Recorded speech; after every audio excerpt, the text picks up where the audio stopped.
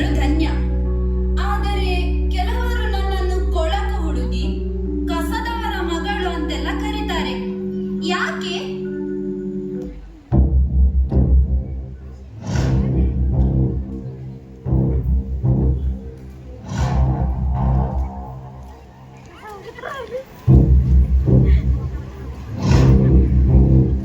ಚೆನ್ನಾಗಿ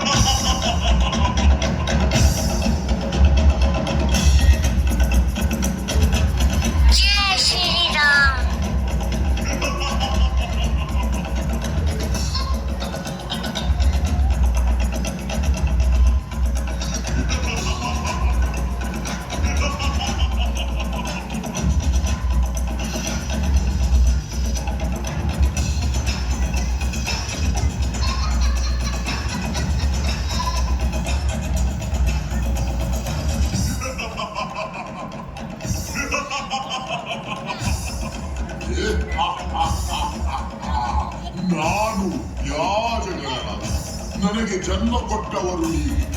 ನಾನು ನನ್ನ ಸಂಗಡಿಗರಾದ ರೋಗ ರುಜಿನಗಳೊಂದಿಗೆ ನಿಮ್ಮ ಗ್ರಾಮ ನಗರಗಳಲ್ಲಿ ವಾಸಿಸುತ್ತೇನೆ. ಸಮಯ ಬಂದಾಗ ಹೊರಗೆ ಬಂದು ಸಾಂಕ್ರಾಮಿಕ ರೋಗ ಹರಡಿಸಿ ಜನರು ನರಳಿ ಸಾಗುವಂತೆ ಮಾಡುತ್ತೇನೆ. ನಗರವೆಲ್ಲ ಕೊಳೆತು ನಾರುವಂತೆ ಮಾಡುತ್ತೇನೆ. ಸರ್ವನಾಶ ಮಾಡುತ್ತೇನೆ.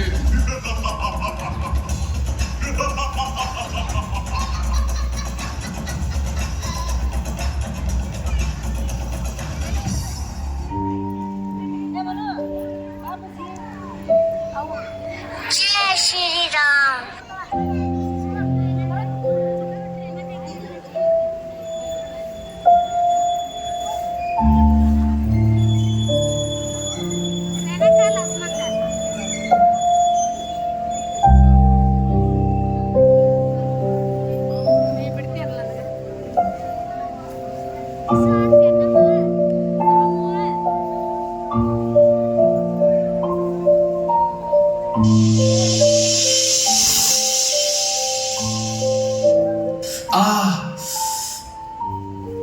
ಏನಾಯ್ತು?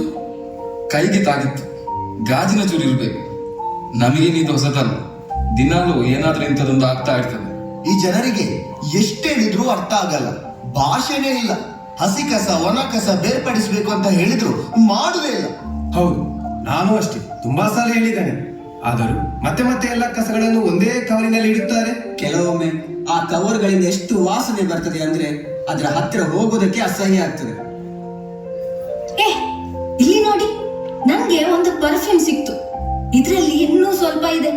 ಯಾರೋ ಪುಣ್ಯಾತ್ಮರು ಮುಗಿಯೋದಕ್ಕಿಂತ ಮುಂಚೆನೆ ಬಿಸಾಡಿದ್ದಾರೆ.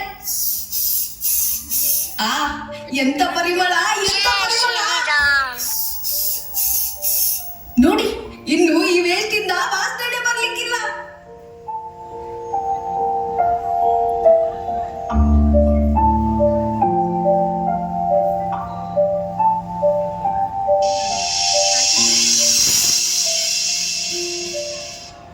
ನೀರು ನೀರು ನೀರು ನೀರು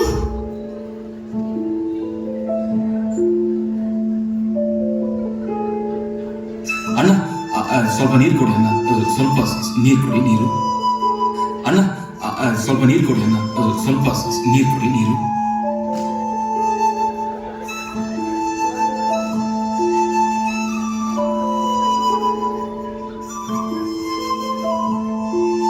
ಆಕಾಶ ಗಿರಿಯ ದಾಟಿ ತಂದಾನು ಬೆಳಕು ಕೋಟಿ. ಭೂಮಿ ಕುಲಕ್ಕೆ ಕೇಳದೇನೆ ಜೀವ ಕೊಟ್ಟಂತೆ. ಕಣ್ಣ ಕಾಯೋರೆ ಪ್ರಿಯವನೇ ಮೂಡಾನ ಬಳಿಯ ಮಾಡಿ ನೂರಾರು ಹನಿಯ ಕೂಡೆ ಕಾಲ ನೆಲಕ್ಕೆ ಜನರು ನಮ್ಮನ್ನು ಕಸದವರಂತಾನೆ ಕರೀತಾರೆ. ನಿಜವಾಗಿ ನೋಡಿದ್ರೆ ಅವರು ಕಸದವರು. ಅಲ್ಲಲ್ಲಿ ಕಸ ಬಿಸಾಡ್ತಾ ಇಡೀ ನಗರವನ್ನೇ ಮಲಿನ ಮಾಡ್ತಾ ಇರ್ತಾರೆ. ಹೌದು ಮಗು, ನಾವು ಪೌರ ಕಾರ್ಮಿಕರು.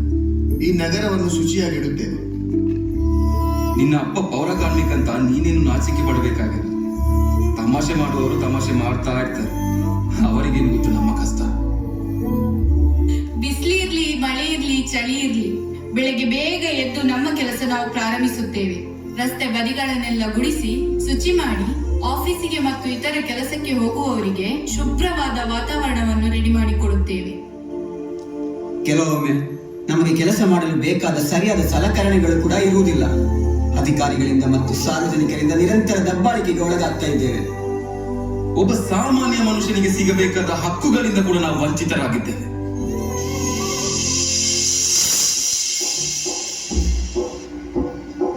ಇನ್ನೂ ನಾವು ಸುಮ್ಮನೆ ಕುಳಿತುಕೊಳ್ಳುವುದಲ್ಲ. ನಮ್ಮ ಹಕ್ಕುಗಳು ನಮಗೆ ಸಿಗುವವರೆಗೂ ಹಾಗೂ ನಮ್ಮನ್ನೆಲ್ಲ ಮನುಷ್ಯರು ಎಂದು ಪರಿಗಣಿಸುವವರೆಗೂ ನಾವು ಹೋರಾಟ ಮಾಡಲೇಬೇಕು. ನಮಗೆ ನ್ಯಾಯ ಸಿಗುವವರೆಗೂ ನಾವಿನ್ನು ಪೊರಕೆ ಮುಟ್ಟುವುದಿಲ್ಲ.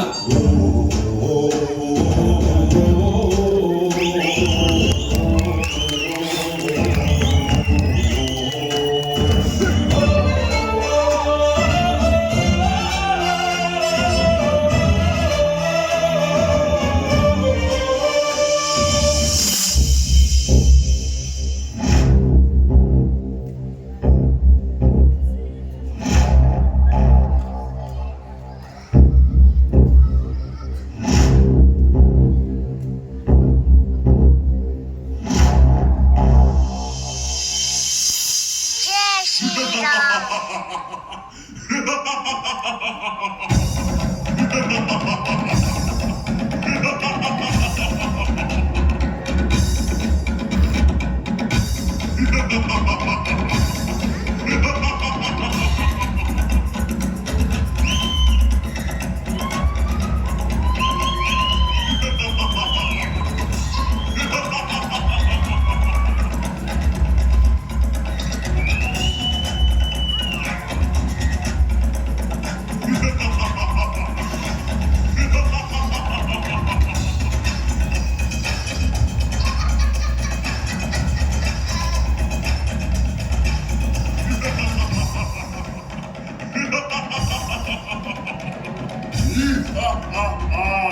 ನಗರವನ್ನು ಶುಚಿ ಮಾಡಬೇಕಾದವರು ಹೊರಗೆ ಬಿಟ್ಟು ಈಗ ಹೋರಾಟಕ್ಕೆ ನಿಂತಿದ್ದಾರೆ. ನಗರದೆಲ್ಲೆಡೆ ಕಸದ ರಾಶಿ ಬೆಳೆಯುತ್ತಿದೆ, ಕೊಳೆತು ನಾರುತ್ತಿದೆ. ಇದೇ ಸರಿಯಾದ ಸಮಯ. ನನ್ನ ಅಪ್ಪರವನ್ನು ತೋರಿಸುತ್ತೇನೆ, ಸಾಂಕ್ರಾಮಿಕ ರೋಗಗಳನ್ನು ಹರಡುತ್ತೇನೆ, ಜನರು ನರಳಿ ಸಾಯುವಂತೆ ಮಾಡುತ್ತೇನೆ. ಕೆಡುಕಾಗಲಿ, ರೋಗವರಲಿ, ರೋಗವರಲಿ, ಕೆಡುಕಾಗಲಿ, ಜನರು ನರಳಲಿ, ಜನರು ನರಳಲಿ.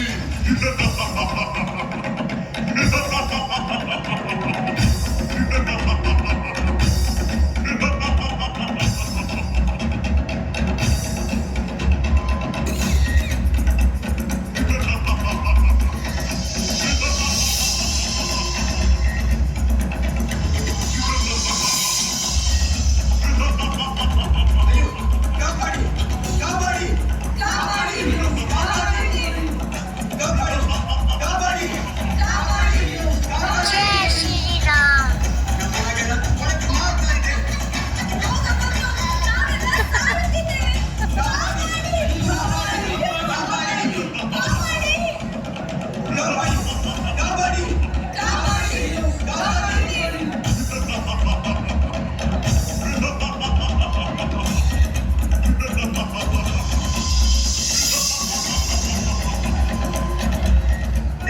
ಕಾಪಾಡಿ, ಕಾಪಾಡಿ, ಪೌರ ಕಾರ್ಮಿಕರೇ, ನಮ್ಮನ್ನು ಕಾಪಾಡಿ.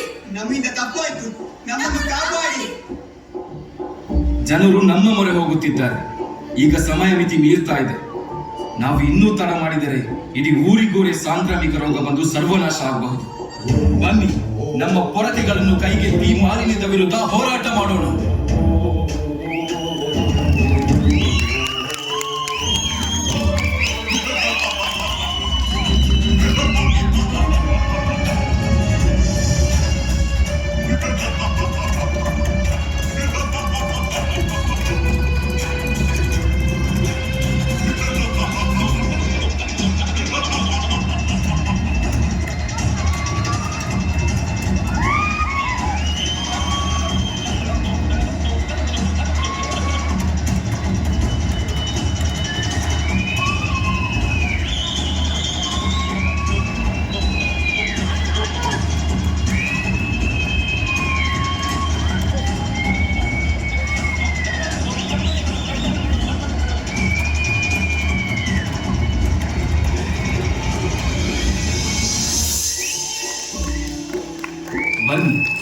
ನಾವೆಲ್ಲ ಸೇರಿ ಈ ನಗರವನ್ನ ಶುಚಿಗೊಳಿಸೋಣ.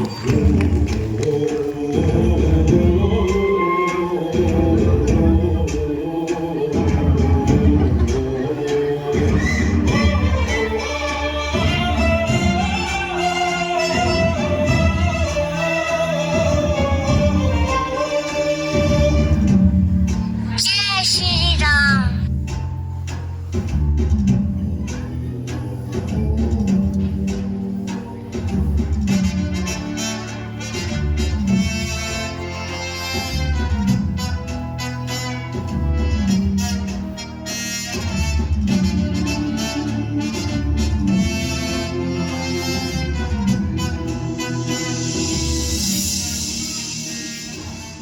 ತುಂಬಾ ಧನ್ಯವಾದಗಳು. ನಮ್ಮಿಂದ ತಪ್ಪಾಯಿತು. ನಾವು ನಿಮ್ಮನ್ನು ಕೀಳಾಗಿ ನೋಡ್ತಾ ಇದ್ದೆವು. ನೀವು ಇಲ್ಲದಿದ್ದರೆ ನಾವೆಲ್ಲ ಈಗ ನಮ್ಮ ಜೀವವನ್ನು ಕಳೆದುಕೊಳ್ತಾ ಇದ್ವಿ. ನಮ್ಮನ್ನು ಕ್ಷಮಿಸಿ. ಒಂದು ದೇಶ ಕಾಯಲು ಒಬ್ಬ ಸೈನಿಕ ಎಷ್ಟು ಮುಖ್ಯವೋ, ಗಡಿಯ ಒಳಗೆ ನಮ್ಮಂತಹ ಪೌರ ಕಾರ್ಮಿಕರು ಅಷ್ಟೇ ಮುಖ್ಯ. ನಮ್ಮನ್ನು ನಿಮ್ಮಂತೆ ಮನುಷ್ಯರಾಗಿ ಕಂಡರೆ ಸಾಕು. ನಾವು ಕೆಲಸ ಮಾಡುವುದರಿಂದ ನಮ್ಮ ಸರ್ಕಾರಕ್ಕೂ ಪ್ರತಿ ಮನೆಯಿಂದ ತೆರಿಗೆ ರೂಪದಲ್ಲಿ ದೊಡ್ಡ ಆದಾಯ ಬರುತ್ತದೆ. ಸಾಮಾನ್ಯ ಮನುಷ್ಯನಿಗೆ ಬೇಕಾದ ಮರ್ಯಾದೆ ಮತ್ತು ಹಕ್ಕುಗಳನ್ನು ನಮಗೆ ಕೊಡಿ, ಅಷ್ಟೇ ಸಾಕು. ನಾವೆಲ್ಲ ಒಂದು ಸೇರಿ ಕೈ ಜೋಡಿಸಿ ದುಡಿದರೆ ನಾಳಿನ ದಿನಗಳು ಸುಂದರವಾಗುತ್ತವೆ.